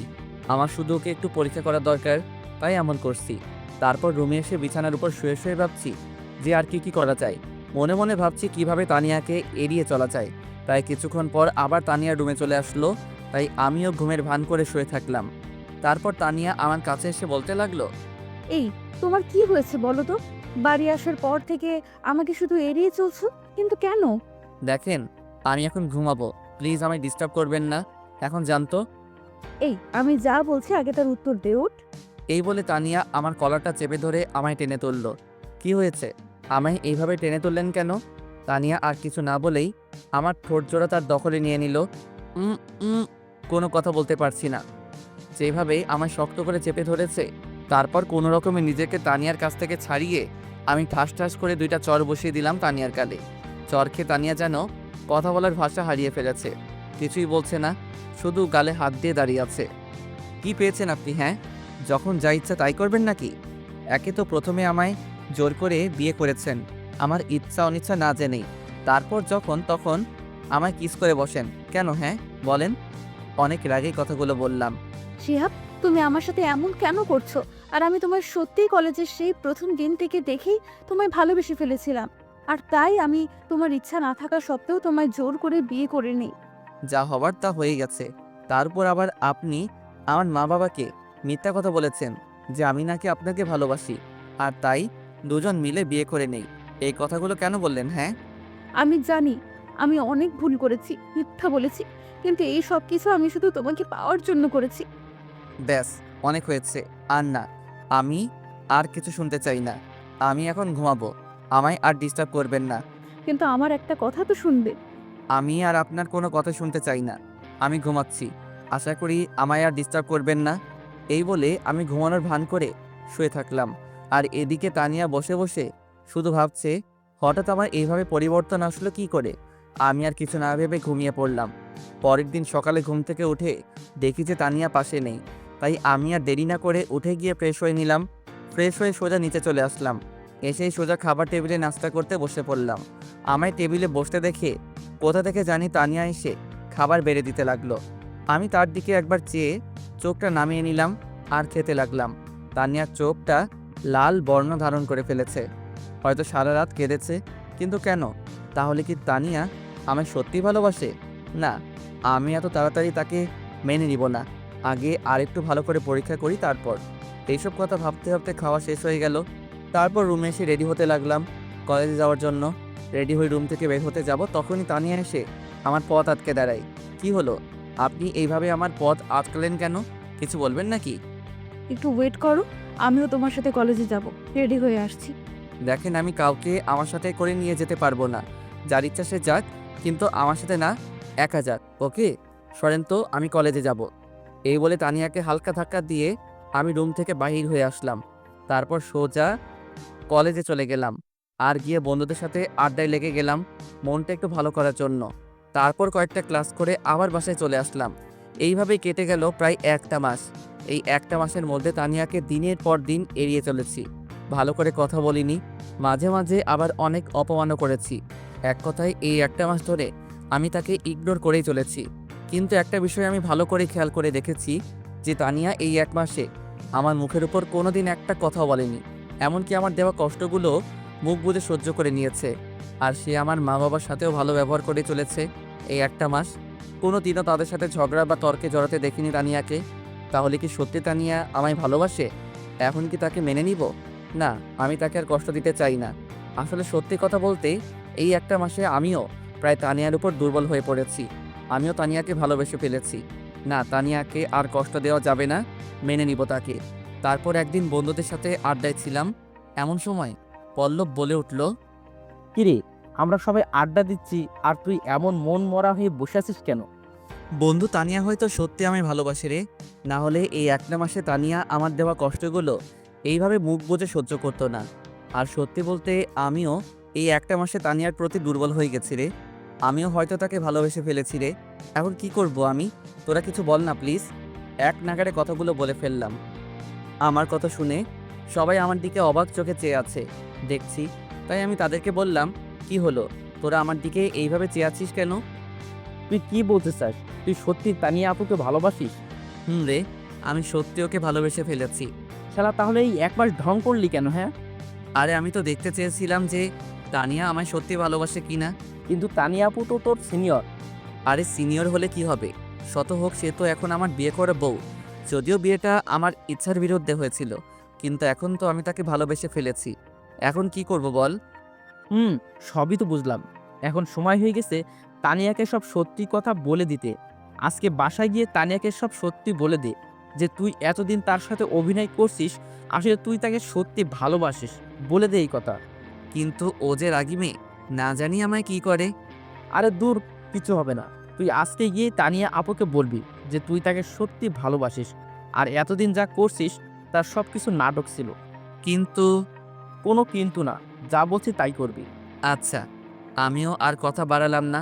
সত্যি আজকে বলে দিতেই হবে। তারপর আরও কিছুক্ষণ তাদের সাথে আড্ডা দিলাম, আর এইদিকে 9টাও বেজে গেছে। তাই আমি উঠে পড়লাম বাসায় যাওয়ার উদ্দেশ্যে। কিরে, উঠে পড়লি যে, কই যাবি? বাসায় যাই, অনেক রাত হয়ে গেছে। তার উপর আজকে তানিয়াকে আমার সব সত্যি বলতে হবে, না জানি কি হয়। দূর, তুই এসব নিয়ে চিন্তা করবি না তো। দেখিস যা হবে ভালোই হবে। এখন বাসায় যা। আমি গেলাম, থাক তোরা। এই বলে আমি ওইখান থেকে চলে আসলাম। রাস্তা দিয়ে হাঁটছি আর ভাবছি তানিয়াকে কি বলে শুরু করব। সে কি আমায় এখন মেনে নিবে? আমি যে তাকে অনেক কষ্ট দিয়ে ফেলেছি। এইসব কথা ভাবছি আর হাঁটছি। ঠিক তখনই দেখলাম যে একটা লোক কিছু ফুল নিয়ে দাঁড়িয়ে আছে। সে দেখি যে লোকটা গোলাপ ফুল নিয়ে দাঁড়িয়ে আছে। ঠিক তখনই আমার তানিয়ার কথা মনে পড়ে গেল। তানিয়া তো গোলাপ ফুল অনেক পছন্দ করে। যাই, তানিয়ার জন্য গোলাপ নিয়ে যাই, তাহলে সে অনেক খুশি হবে। তারপর কিছু গোলাপ আর দোকান থেকে কিছু আইসক্রিম কিনে বাসার উদ্দেশ্যে হাঁটা ধরলাম। কিছুক্ষণ পর বাসায় এসে পড়লাম। কলিং বেল চাপ দিলাম, কিন্তু কেউ দরজা খুলছে না। পরে মনে পড়লো আজ তো বাবা মা আর মরিয়ম বাসায় থাকবে, বা তারা এক জায়গায় গিয়েছে দাওয়াত খেতে। কিন্তু তানিয়া তো রুমে আছে, ও দরজা খুলছে না কেন? না, আর থাকতে পারছি না এইভাবে। হঠাৎ মনে পড়লো, আরে আমার কাছে বাসার এক্সট্রা চাবি আছেই, তাহলে আমি দরজা খুলছি না কেন? দূর, কি যে করছি। তারপর এক্সট্রা চাবি দিয়ে দরজা খুলে ঘরে প্রবেশ করলাম, কিন্তু সারা ঘর অন্ধকার। কেন? আর তানিয়া কই? রুমে মনে হয়। যাই, গিয়ে দেখি। এই কথা ভেবে রুমের দিকে যাব, ঠিক তখনই চোখে পড়ল টেবিলে একটা চিঠি রাখা। আরে এই চিঠিটা আবার কার? আর এইখানেই বা কেন রাখা? খুলে দেখি। এই বলে আমি গিয়ে টেবিল থেকে চিঠিটা হাতে নিয়ে খুলতে লাগলাম। চিঠিটা খুলে আমি অনেক অবাকই হলাম, কারণ চিঠিতে প্রথমেই আমার নাম লেখা ছিল। তাই আরও আগ্রহ নিয়ে চিঠিটা পড়তে শুরু করলাম। প্রিয় শিহাব, চিঠিটা যখন তুমি হাতে পাবে তখন আমি আর এই পৃথিবীতে থাকবো না। এই লেখাটা দেখে চিঠির প্রতি আমার আগ্রহ আরও বেড়ে গেল, তাই মনোযোগ দিয়ে পড়া শুরু করলাম। কলেজে যেদিন তোমায় প্রথম দেখেছিলাম, সেই দিনই আমি তোমায় মনের অজান্তে ভালোবেসে ফেলেছিলাম। তোমায় একটা দিন দেখতে না পেলে আমার রাতে ঘুমিয়ে আসতো না। সারাক্ষণ আমি তোমায় নিয়েই ভাবতে থাকতাম। অবশেষে একদিন কলেজ মাঠে সবার সামনে তোমায় প্রপোজ করে ফেলি, কিন্তু তুমি সেই দিন আমায় ফিরিয়ে দিলা। তাই ওই দিন আমার মনে একটা জিদ চাপে যে যে কোনো অবস্থায় আমি তোমায় নিজের করেই ছাড়বো। আর তাই ওই দিন আমি আমার লোক পাঠিয়ে তোমায় ধরে নিয়ে এসে তোমার ইচ্ছার বিরুদ্ধে আমি তোমায় বিয়ে করি। কিন্তু বিয়ের পর এই একটা মাস ধরে তুমি শুধু আমায় এড়িয়েই চলেছ। দিনের পর দিন তুমি আমায় অবহেলা করেই যাচ্ছ। আমি আর এইসব নিতে পারছি না শিহাব, তাই আমি আজ তোমায় মুক্ত করে দিলাম। তোমায় ছেড়ে অনেক দূরে চলে যাচ্ছি, না ফেরার দেশে। যেখানে গেলে কেউ আর ফিরে আসে না। ভালো থেকো। ইতি, তোমার অবহেলার পাত্রী। চিঠিটা পড়ে আমার চোখে জল চলে আসলো। আমার আর বুঝতে বাকি রইল না যে এই চিঠিটা কে লিখেছে। আমি চিঠিটা হাত থেকে ফেলে তানিয়া বলে জোরে একটা চিৎকার মেরে দৌড়ে রুমের দিকে গেলাম। রুমের কাছে গিয়ে দরজা ধাক্কা দিতেই দরজা খুলে গেল, আর আমি ভিতরে ঢুকে গেলাম। ভিতরে ঢুকে দেখি যে তানিয়া মেঝেতে পড়ে আছে, হাতে ছোট্ট বোতলের মতো কি যেন একটা। আমি তার পাশে গিয়ে দেখি যে এটা বিষের বোতল। তার মানে তানিয়া বিষ খেয়েছে। না তানিয়া, তুমি এটা কি করলে? তুমি আমায় ছেড়ে যেতে পারো না। আমি কান্না করছি আর তানিয়াকে ডাকছি, কিন্তু কিছুতেই উঠছে না। এমন সময় হঠাৎ রুমের সব লাইটগুলো জ্বলে উঠল। আমি তো অবাক হলাম যখন দেখলাম যে বাবা মা আর মরিয়মও রুমের ভিতর আছে। আর কিছু বোঝে ওঠার আগেই আম্মু আমার কাছে এসে আমায় ঠাস ঠাস করে দুইটা চর মেরে বলতে শুরু করলো, আজ তোর জন্য আমার মেয়েটাকে মরতে হলো। কি এমন দোষ করেছিল সে যে তুই তাকে দিনের পর দিন এভাবে কষ্ট দিয়েছিস? কেন করলি এমন? হ্যাঁ বল, চুপ করে আছিস কেন? আমি কিছু বলতে যাব তখনই বাবা বলে উঠল, হারামজাদা, তোকে আমরা ছোট থেকে বড় করছি, আর তুই আজ আমাদের এই প্রতিদান দিলি? আরে কত ভালো একটা মেয়ে ছিল আমার, আর তুই কি না তাকে একটুও কি লজ্জা করলো না তোর তানিয়ার সাথে এমনটা করতে? হ্যাঁ বল। আমি কিছুই বলছি না, চুপ করে খালি তাদের কথাগুলো শুনছি। কথা বলার ভাষা যেন হারিয়ে ফেলেছি। ছি ভাইয়া ছি, তোকে আমার নিজের ভাই বলতে ঘৃণা করছে। তুই আমার নিষ্পাপ ফুলের মতো একটা ভাবির সাথে এমনটা করতে পারলি? ছি। আম্মু, আমি তানিয়ার সাথে এমনটা করতে চাইনি, বিশ্বাস করো। আর আমি এই একটা মাসে তানিয়াকে সত্যি ভালোবেসে ফেলেছি। আমরা আর তোর কোনো কথা শুনতে চাই না, আর তুই এখন এই মুহূর্তে মধ্যে বাড়ি থেকে বের হয়ে যা। কিন্তু আম্মু, আমার একটা কথা শোনো প্লিজ। তোকে আমি কি বলছি কানে যায়নি কথা? তুই এক্ষুনি এই বাড়ি থেকে বের হয়ে যা। এই বলে আম্মু আমার কাছে এসে আমার হাত ধরে টেনে নিয়ে বাড়ির দরজার কাছে নিয়ে আসলেন। দরজার কাছে এসে আম্মু আমায় ধাক্কা মেরে ঘর থেকে বের করে দিলেন আর বললেন, আজকে থেকে তুই আমাদের জন্য মরে গেছিস। আমাদের আজ থেকে কোনো ছেলে নেই। তুই আর জীবনেও এই বাড়িতে পা রাখবি না, বলে দিলাম। এই কথাগুলো বলেই আম্মু দরজা লাগিয়ে দিলেন। আর আমি এইখানে ঠাই দাঁড়িয়ে রইলাম। এখন আমি কোথায় যাব, কোথায় থাকবো, এইসব কথা ভাবতেছি। ঠিক তখনই আমার মনে পড়ল শুভর বাসা তো খালি আছে। তার বাবা মাও তো তার সাথে থাকে না, তারা গ্রামে থাকে। আর শুভ পড়াশোনার জন্য এইখানে একা থাকে। দেখি শুভকে ফোন করে কিছু করা যায় নাকি। তারপর আমি পকেট থেকে মোবাইলটা বের করে শুভর নাম্বারে কল দিলাম। 2বার রিং হয়েছে, কিন্তু ধরলো না। তাই আবার কল দিলাম। এইবার কল ধরে ফেললো। হ্যালো শুভ।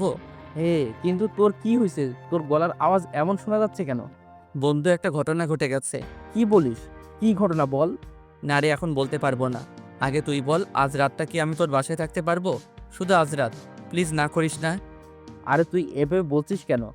কি হয়েছে বলবি তো নাকি? এখন কিছু বলতে পারবো না। আগে বল, আজ রাতটা তোর বাসায় আমায় থাকতে দিবি কি না? আমি বাসায় এসে সব বলবো তোকে। আচ্ছা ঠিক আছে, তুই আয়। তারপর কল কেটে দিয়ে আমি সোজা হাঁটা ধরলাম শুভর বাসায়। কিছুক্ষণ হাঁটার পর শুভর বাসায় এসে পড়লাম। এসে কলিং বেল চাপ দেওয়ার পর শুভ এসে দরজা খুলে দিল, আর আমি ভিতরে ঢুকে পড়লাম। এখন বল তো কি হয়েছে, আর তোর মুখ এমন দেখাচ্ছে কেন? আমি আর কোনো কথা না বলে শুভকে জড়িয়ে ধরে কেঁদে দিলাম। আরে আরে, কি হয়েছে তোর? এইভাবে কান্না করছিস কেন? কিছু বলবি তুই নাকি? বন্ধু তানিয়া, আরে তানিয়া তানিয়া করছিস, হয়েছেটা কি ভালো করে বল তো। তানিয়া বিষ খেয়েছে। কি? কিন্তু কিভাবে? কি হলো? আর তুই এইখানে কি করছিস তাহলে? বাসায় যা।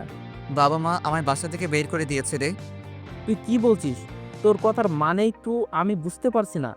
একটু ভালো করে সব ঘটনা খুলে বল তো। তাহলে শোন। তারপর শুভকে সব কথা খুলে বললাম আর কান্না করতে লাগলাম। কাঁদিস না বন্ধু, প্লিজ শান্ত হ। কিভাবে শান্ত হব রে? আজ আমার জন্য তানিয়ার এমন অবস্থা, সব কিছুর জন্য আমিই দায়ী। দেখ, এটা তোর কপালেই ছিল। এইখানে তুই নিজেকে দোষী মনে করিস না প্লিজ। বন্ধু, তানিয়ার কিছু হবে না তো? তুই একটু বাসায় ফোন করে দেখ না তানিয়ার এখন কি অবস্থা। দাঁড়া, আমি দেখছি। তুই একটু শান্ত হ আগে প্লিজ। এই বলে শুভ আমাদের বাসায় কল করলো আর কথা বলতে লাগলো। কথা বলতে বলতে শুভ প্রায় কিছুক্ষণ পর পর আমার দিকে তাকাচ্ছে। না জানি কেন সেদিকে আমার কোনো লক্ষ্যই নেই। আমি শুধু তানিয়ার জন্য কান্না করেই যাচ্ছি, কিছুতেই নিজেকে কন্ট্রোল করতে পারছি না। কিছুক্ষণ পর আবার শুভ কথা শেষ করে আমার কাছে আসলো। শুভ, কি হয়েছে? তানিয়া ঠিক আছে তো? ওর কিছু হয়নি তো? কি হলো বল, চুপ করে আছিস কেন? আরে তুই আগে একটু শান্ত হ। আমি আঙ্কেলের কাছে ফোন করেছিলাম, উনি বলেছেন যে তানিয়া একদম ঠিক আছে, ওর কোনো ক্ষতি হয়নি। তুই সত্যি বলছিস তো? আমার তানিয়ার কিছু হয়নি? আরে হ্যাঁ, সত্যি বলছি। আচ্ছা, এখন এসব বাদ দে, কাল এসব নিয়ে ভাবা যাবে।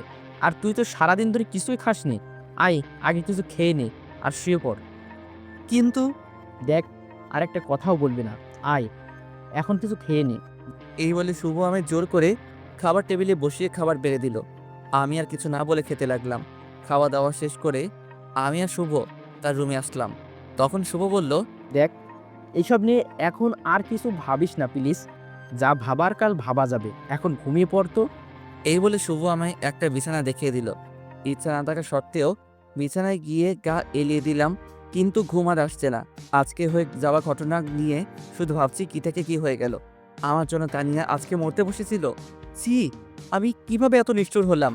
এইসব কথা ভাবতে ভাবতেই কখন যে ঘুমিয়ে পড়লাম সেই দিকে কোনো খেয়ালই নেই। সকালবেলা শুভর ডাকে ঘুমটা ভাঙলো। ঘুম থেকে উঠে ফ্রেশ হয়ে আমি আর শুভ দুজন মিলে নাস্তা করে নিলাম। অবশ্য খাবার কোনো ইচ্ছাই ছিল না, শুধুমাত্র শুভর জোরাজোরিতে খেতে হলো। খাওয়া দাওয়া শেষ করে আমি গিয়ে বিছানায় বসে একটু রেস্ট নিলাম। একটু পর শুভ রুমে আসলো আর আমি বললাম, বন্ধু, আমি আর থাকতে পারছি না রে, চল না একবার গিয়ে তানিয়াকে দেখে আসি, কেমন আছে সে, কোন অবস্থায় আছে, প্লিজ চল না একবার। আরে এখন মাত্র সকাল হলো, আর একটু পর যাই না। আর এখন তানিয়া আপু ঘুম থেকেও উঠবে না, আর এমনিতেই তার শরীর খারাপ, এই অবস্থায় ওনার এখন রেস্ট নেওয়া দরকার। তাই বলছি কি, একটু পরেই যাই। ঠিক বলেছিস। আচ্ছা বিকালে একবার যাব, তুই আমার সাথে যাবি কিন্তু। আচ্ছা ঠিক আছে, যাব। তারপর আর কোনো কথা না বাড়িয়ে রুমের ভিতরে বসে রইলাম। এইভাবে দেখতে দেখতে প্রায় বিকাল হয়ে এলো। তাই আমি শুভকে বললাম, বন্ধু, এখন তো বিকাল হয়ে গেছে, চল না প্লিজ একবার গিয়ে তানিয়াকে দেখে আসি। তোকে নিয়ে আর পারা যাবে না, বুঝেছি। আচ্ছা চল যাই। তারপর আমি আর শুভ দুজন মিলে বের হলাম আমার বাড়ির উদ্দেশ্যে। কিছুক্ষণ হাঁটার পর দুজন বাড়ির গেটের সামনে এসে পড়লাম। কিন্তু বাড়ির গেটের সামনে এসে আমি অনেক বড় একটা শক খেলাম, কারণ বাড়িটা আজ অনেক সুন্দর করে সাজানো হয়েছে। মনে হচ্ছে আজ এইখানে কারো বিয়ে, কারণ বাড়িটা বিয়ে সাজের মতো করে সাজানো হয়েছে। কিন্তু আমাদের বাড়িতে আবার কার বিয়ে? মরিয়মের তো এখনো বিয়ের বয়স হয়নি, তাহলে বিয়েটা কার? মনে মনে কথাগুলো ভাবছি, তখনই শুভর ডাকে বাস্তবে ফিরলাম। কি রে, এত কি ভাবছিস? বাড়িতে কার বিয়ে হচ্ছে রে? এইভাবে সাজানো হলো যে? কি জানি, চল আগে ভিতরে যাই, তারপর বোঝা যাবে। ওকে চল। এই বলে আমি আর শুভ বাড়ির ভিতরে ঢুকে পড়লাম। ও মা, বাড়ির ভিতরে গিয়ে তো আমি আরও অবাক হলাম, কারণ বাড়িতে আমার সব কাজিনরা আর চাচা চাচি মামা মামি নানু বলতে গেলে সবাই আছে। কিন্তু এরা হঠাৎ করে আমাদের বাড়িতে কেন? আর বিয়েটাই বা কার হচ্ছে কিছুই তো বুঝতেছি না। হঠাৎ দেখি আম্মু আমাকে দেখে আমার কাছে আসতেছে, এসেই বলল, তুই, তোকে না নিষেধ করেছি যে এই বাড়িতে আর জীবনও পা রাখবি না, তাহলে কেন আবার এই বাড়িতে আসলি? আম্মু, এই বাড়িতে আজ কার বিয়ে এটা আগে বলো। যার বিয়ে হোক না কেন, এতে তোর কি? তুই এক্ষুনি বাড়ি থেকে বের হয়ে যা। তুই আমাদের কেউ না, আমাদের জন্য তুই সেই দিনই মরে গেছিস। আম্মু বিশ্বাস করো, আমি তানিয়াকে ইচ্ছে করে কষ্ট দিতে চাইনি। আমি তো একটু তানিয়াকে পরীক্ষা করতে চেয়েছিলাম যে সে আমাকে কতটুকু ভালোবাসে, আর কিছু না। আমায় একটু তানিয়ার সাথে কথা বলার সুযোগ দাও না আম্মু প্লিজ। দেখ সুরাইয়া, এখন তোর সাথে কথা বলতে পারবে না, তুই যা এখন। ওকে এখন সাজানো হচ্ছে। কেন বলতে পারবে না? আর ওকে সাজানো হচ্ছে মানে? আজ ওর বিয়ে, তাই ওকে সাজানো হচ্ছে। এখন তুই যা এখান থেকে। আম্মুর কথা শুনে আমার মাথায় আকাশ ভেঙে পড়ল। এ আমি কি শুনছি? আজ তানিয়ার বিয়ে, কিন্তু কার সাথে? আর ও তো আমার বিয়ে করা বউ, তাহলে ওর কেন আরেকটা বিয়ে হবে? না, আমি তানিয়াকে ভালোবাসি, আমি ওকে অন্য কারো হতে দিব না, আমি এই বিয়ে হতে দিব না। আম্মু, এ তুমি কি বলছো? ও না তোমার ছেলের বউ, তোমার বৌমা, তাহলে তোমরা কেন তানিয়াকে আরেকটা বিয়ে দিবা? ছেলের বউ, তাই না? আরে কখনো তানিয়াকে নিজের স্ত্রীর অধিকার দিয়েছিস বল? দিনের পর দিন মেয়েটাকে কতই না কষ্ট দিয়েছিস, আর এখন এসে বলছিস যে ও তোর বউ? আম্মু বিশ্বাস করো, আমি এই কয়েকদিনে তানিয়াকে সত্যি ভালোবেসে ফেলেছি। আমি তানিয়াকে না ছাড়া বাঁচবো না। প্লিজ আম্মু, এই বিয়েটা বন্ধ করো। দেখ, তানিয়ার বাবা আর তোর বাবা সেই ছোটবেলা থেকেই বন্ধু ছিলেন, আর তারা দুজনেই চাইতেন যে তোর আর তানিয়ার বড় বলে বিয়ে হোক। কিন্তু তোরা তো এর আগেই আমাদের কাউকে না জানিয়ে বিয়ে করে ফেললি। তারপরও তুই তানিয়াকে কখনো স্ত্রীর অধিকার দিসনি। তাই তোর বাবা ওনার বন্ধুর কাছে ছোট হতে চান না বলে উনি নিজে তানিয়ার জন্য একটা পাত্র ঠিক করেছেন, যার সাথে তানিয়ার বিয়ে হবে। এক্ষুনি বরের লোকজন এসে পড়বে, মনে হয় তুই এখান থেকে চলে যা প্লিজ, আমাদের আর কষ্ট দিস না। কথাগুলো বলেই আম্মু চলে গেলেন আর আমি ঠাস করে মেঝেতে বসে পড়লাম। কি থেকে কি হয়ে গেল? আজ নিজের দোষে তানিয়াকে হারাতে হচ্ছে। না কিছু বলতে পারছি আর না কিছু করতে পারছি। আম্মুর কথাগুলো শুনে আমি যেন কথা বলার ভাষায় হারিয়ে ফেলেছি। না, এইভাবে বসে থাকলে আমার চলবে না। তাই উঠে পড়লাম আর এক দৌড়ে চলে এলাম আমাদের রুমে, যেখানে তানিয়াকে সাজানো হচ্ছে। এসে দেখি যে কয়েকটা মেয়ে তানিয়াকে খুব সুন্দর করে বউয়ের সাথে সাজাচ্ছে। তার দিকে এক পলকে চেয়ে আছি। আজ তানিয়াকে এত সুন্দর লাগছে যে চোখ ফেরাতে পারছি না। তারপর ধীরে ধীরে হেঁটে তানিয়ার কাছে গেলাম। সেইখানে যেতেই তানিয়া আমায় দেখে ফেললো আর উঠে বলতে শুরু করলো, আপনি আপনি এখানে কেন? কি চাই আপনার? হ্যাঁ, আমি বেঁচে আছি কি মরে গেছি এটাই তো দেখতে এসেছেন, তাই তো? তানিয়া প্লিজ আমাকে মাফ করে দাও। বিশ্বাস করো, আমিও এই কয়েকদিনে তোমায় সত্যি ভালোবেসে ফেলেছি। প্লিজ তানিয়া, এই বিয়েটা করো না। আমায় এইবারের মতো মাফ করে দাও। দেখেন, একটু পরেই বর চলে আসবে, আর আমার এখন আপনার সাথে কথা বলার কোনো ইচ্ছে নেই। সো আপনি এখান থেকে যেতে পারেন। তানিয়া, আমার একটা প্লিজ চলে যান এখান থেকে, আমার আর ভালো লাগছে না।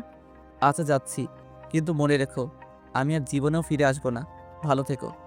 এই বলে আমি রুম থেকে বের হয়ে আসলাম। নিচে আসতেই আব্বুর সাথে দেখা। আমায় দেখে উনি বললেন, তুই আবার এই বাড়িতে পা রেখেছিস? তোকে না আমরা নিষেধ করছি যে এই বাড়িতে আর জীবনেও পা না রাখবি না? আব্বু বিশ্বাস করো, আমি সত্যি তানিয়াকে ভালোবাসি। প্লিজ এই বিয়েটা আটকাও। আমি তোমার পায়ে পড়ি। তোর মতো ছেলের সাথে আমি আমার বন্ধুর মেয়ের বিয়ে দিতে চেয়েছিলাম, আর এখন তুই আমার এই প্রতিদান দিলি। বের হয়ে যা বলছি আমার বাড়ি থেকে। আমি আর কিছু বললাম না। কোনো কথা না বলে বাড়ি থেকে বের হয়ে আসলাম। এসেই রাস্তার ধারে দাঁড়িয়ে রইলাম। বরটা কে যে আমার ভালোবাসার মানুষকে বিয়ে করতে চায়? তাকে আমার দেখতেই হবে। এইভাবে প্রায় আধা ঘন্টা দাঁড়িয়ে রইলাম, কিন্তু বরের দেখা আর মিলছে না। তার একটু পরেই বাড়ির ভিতর থেকে শোনা যাচ্ছে বর নাকি এক্ষুনি চলে আসবে। তাই আমিও রেডি হয়ে থাকলাম বরকে দেখার জন্য। তারপর আরও 10 মিনিট কেটে গেল। হঠাৎ বাড়ির ভিতর থেকে আমার সব ফ্যামিলি মেম্বাররা বের হতে লাগলো। মনে হয় এক্ষুনি বর চলে আসবে। হ্যাঁ, ওই তো বর চলে এসেছে। কিন্তু বরকে দেখা মাত্র আমার মাথায় যেন আকাশ ভেঙে পড়ল। এ আমি কাকে দেখছি? আরে এ তো পল্লব, আমার বন্ধু। তার মানে পল্লব আমার সাথে বিশ্বাসঘাতকতা করেছে। সাথে আমার আরও অনেক বন্ধুও আছে। না, এটা কি করে হবে? এটা হতে পারে না। তারপর পল্লব আর আমার বন্ধুগুলো বাড়ির ভিতর ঢুকতে যাবে, তখনই আমি গিয়ে ওদের পথ আটকাই। পল্লব, তুই তুই আমার সাথে এমন প্রতারণা করলি? আরে কি দোষ করেছিলাম আমি? হ্যাঁ বল, চুপ কেন? তখনই আব্বু এসে আমার গালে একটা চড় বসিয়ে দিলেন আর বললেন, তুই কিভাবে ওর কলার ধরার সাহস পেলি? তোকে না এইখান থেকে যেতে বলছি, চলে যা এইখান থেকে। আব্বু আমার একটা চুপ, আমি আর কোনো কথা শুনতে চাই না। চলে যা তুই এইখান থেকে। আমি আর কিছু বললাম না। ওদের কাছ থেকে একটু দূরে চলে আসলাম আর গিয়ে রাস্তার পাশে বসে পড়লাম। আর তারা বরযাত্রীদেরকে নিয়ে বাড়িতে ঢুকে পড়ল। বসে বসে ভাবতে লাগলাম পল্লব আমার সাথে এমনটা কেন করলো? কি ক্ষতি করেছিলাম আমি তার?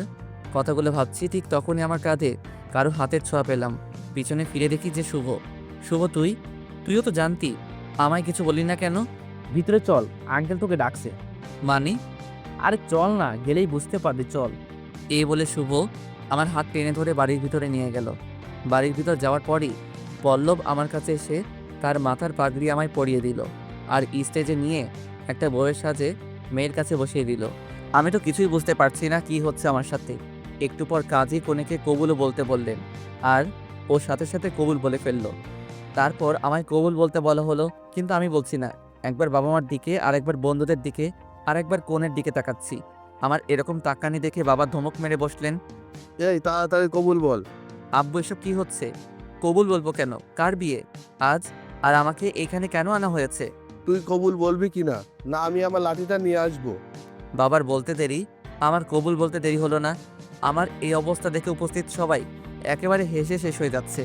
আর আমি এইদিকে আবুলের মতো তাদের দিকে তাকিয়ে আছি।